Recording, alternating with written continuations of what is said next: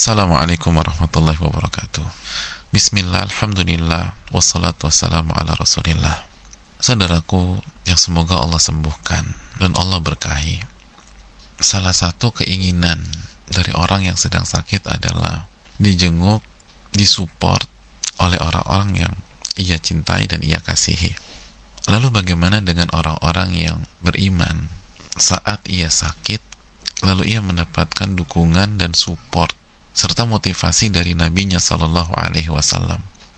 Ummul Ala, seorang sahabat wanita Nabi sallallahu alaihi wasallam, pernah memberikan kesaksian dan cerita dan pengalaman pada saat beliau sakit. Adani Rasulullah sallallahu alaihi wasallam wa ana maridah. Rasulullah sallallahu alaihi wasallam pernah menjengukku ketika aku sedang sakit. Faqala abshiri ya Ummul Ala. Begitu ketemu dengan Ummul Ala, Rasulullah SAW mengatakan kepada beliau, bergembiralah wahai Ummul Ala. Allahu Akbar. Bergembiralah wahai Ummul Ala. Sebuah nasihat yang tidak terduga sama sekali oleh orang yang sedang sakit.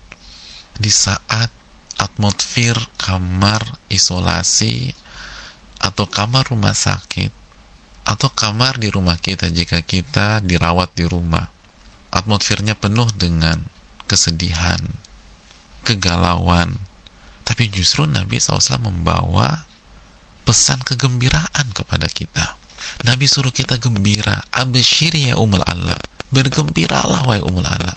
Kenapa demikian? Fa inna maradhal muslim. Lalu Nabi menjelaskan alasannya, karena sesungguhnya penyakit atau rasa sakit yang dialami oleh seorang muslim, yudhibullahu bi khatayah, akan menyebabkan Allah Subhanahu wa ta'ala menghilangkan dosa-dosanya, kesalahan-kesalahannya, memutihkan maksiat-maksiatnya.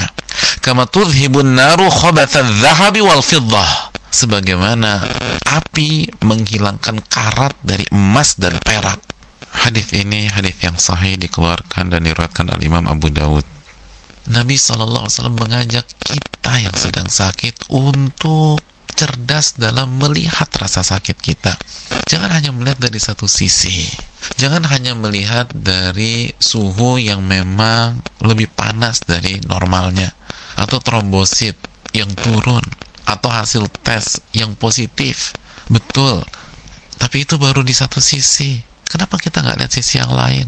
Sisi yang lebih menggiurkan, sisi yang lebih menarik, sisi yang lebih menenangkan, sisi yang membangun dan membakar rasa optimisme di dalam hati kita, bahwa semua rasa sakit yang kita rasa, kesedihan yang kita alami, ketidaknyamanan di kamar isolasi, itu akan membuat Allah menghilangkan dosa-dosa kita, memutihkan segala maksiat-maksiat kita.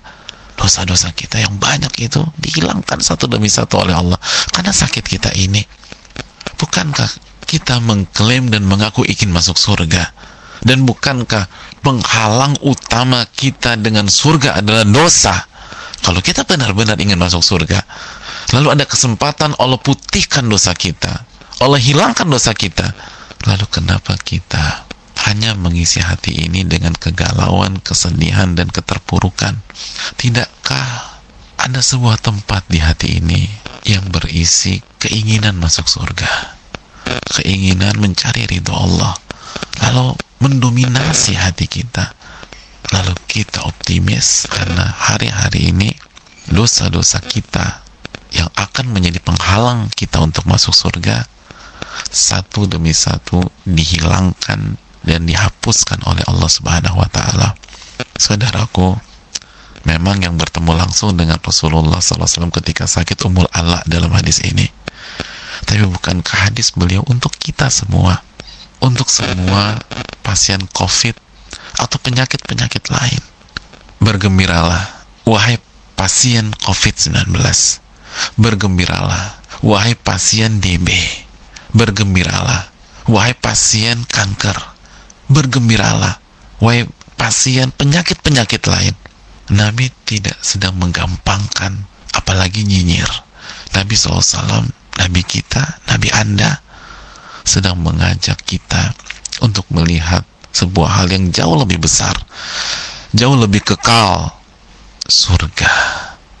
Maka semoga kita bisa menangkap pesan beliau dan menerima motivasi beliau, dan kita bisa mengisi hati ini dengan kegembiraan, karena setiap ada rasa sakit, di situ ada pengampunan dosa kita. Assalamualaikum warahmatullahi wabarakatuh.